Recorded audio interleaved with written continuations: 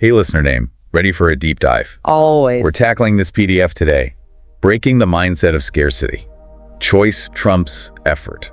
Sounds a little self-helpy. It does, a little bit, right. But don't let the title fool you.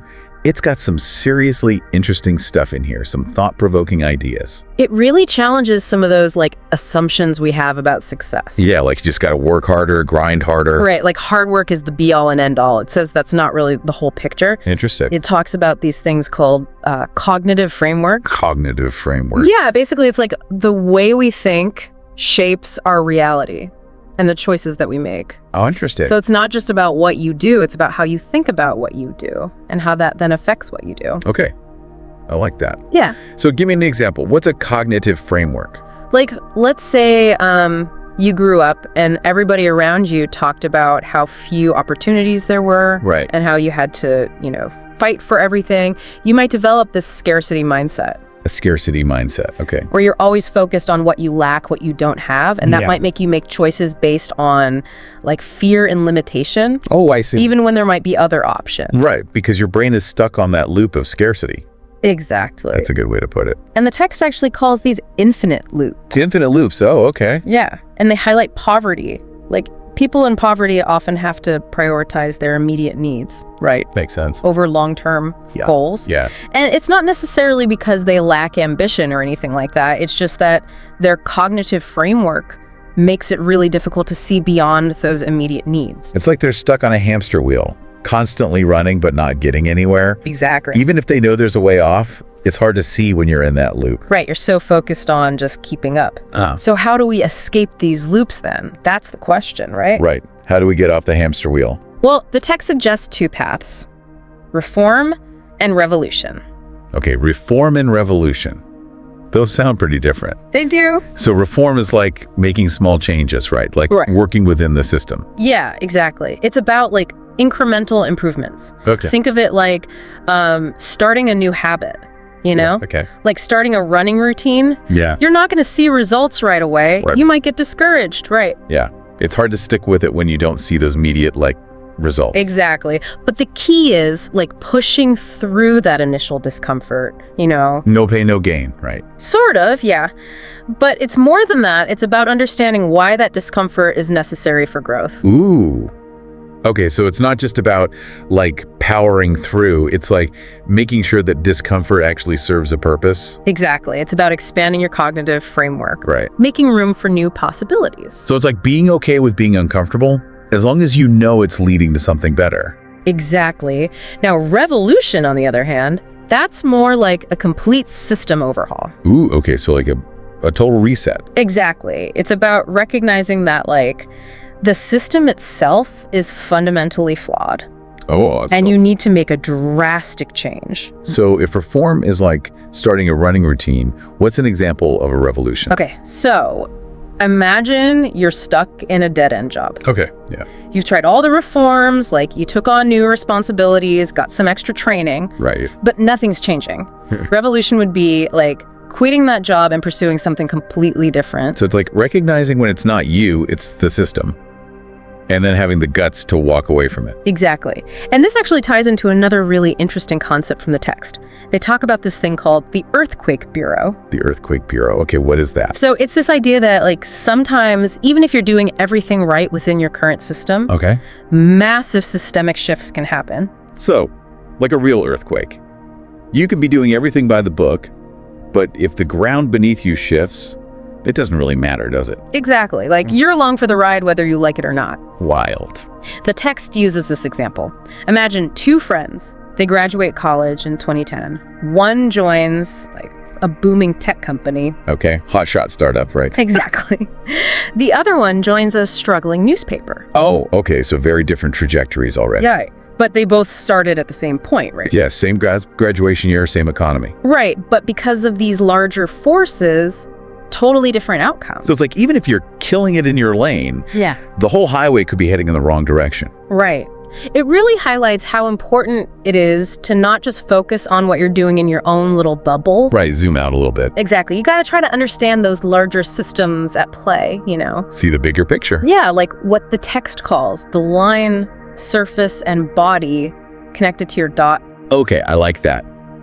Your little dot is doing great, but the whole picture might be a mess. That's kind of a scary thought. It is a bit, right? Like, how much control do we actually have?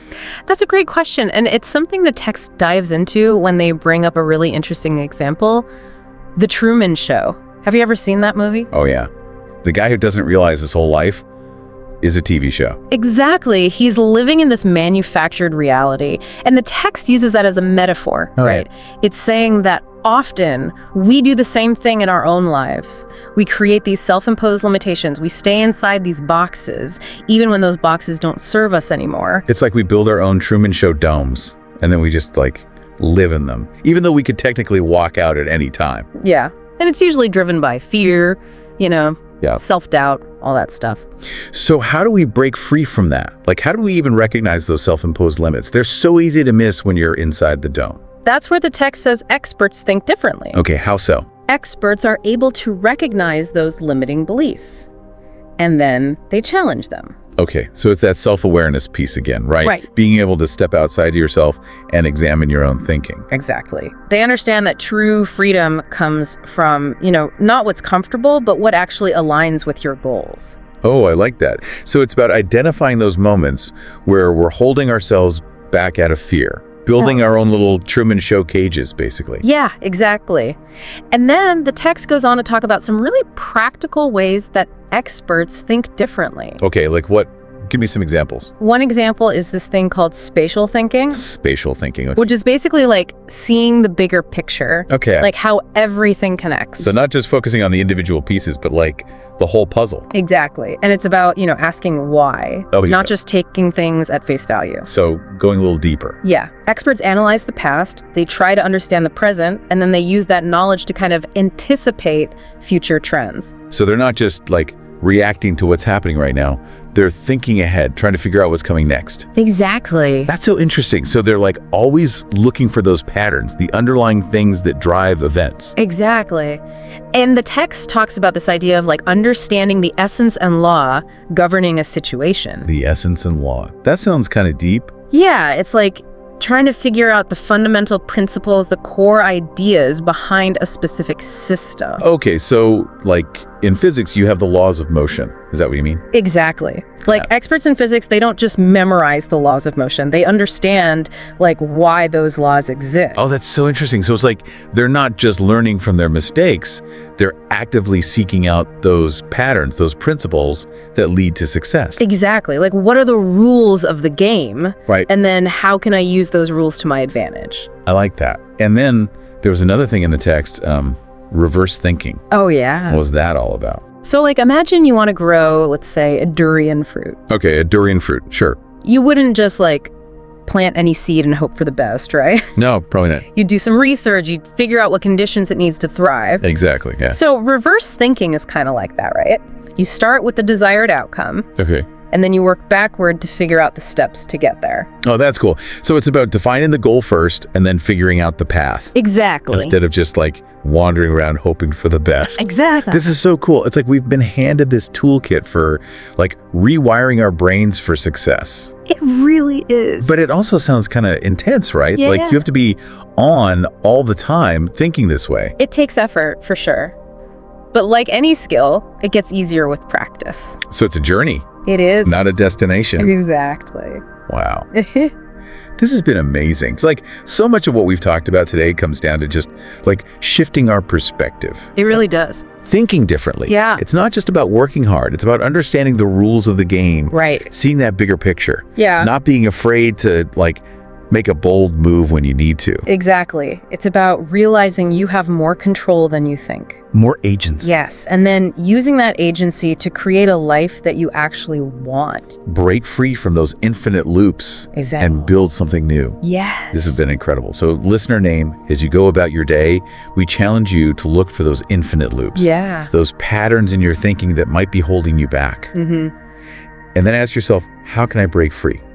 What's my durian fruit? I love that. What do I really want? And how can I work backward to make it happen? That's it for today's deep dive. Until next time.